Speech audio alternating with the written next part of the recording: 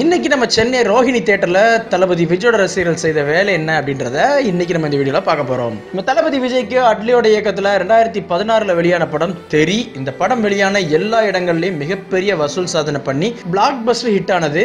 இந்த படம் வெளியாகி 2 வருஷம் ஆனதை கொண்டாடுற விதமா ரோஹிணி திரையரங்குல செலிப்ரேஷன் ஷோ இன்னைக்கு காலையில போட்டிருக்காங்க. நம்ம தமிழ்நாட்டில் இப்போ காவிரி பிரச்சனை, ஸ்டெர்லைட் பிரச்சனைன்னு பல பிரச்சனைகளை சொல்லிட்டே போகலாம். அதுக்காக இப்போ நம்ம தமிழகத்துல பல இடங்கள்ல போராட்டமும் நடந்துகிட்டு இருக்கு. அதனால இன்னைக்கு தியேட்டருக்கு வெளியே எந்த ஒரு செலிப்ரேஷனும் விஜய் ரசிகர்கள் பண்ணல. காவிரி பிரச்சனை, ஸ்டெர்லைட் பிரச்சனைக்காக சின்ன ப்ரொடெஸ்ட் மாதிரி விஜய் ஃபேன்ஸ் ரோஹிணி தியேட்டர்ல பண்ணிருக்காங்க.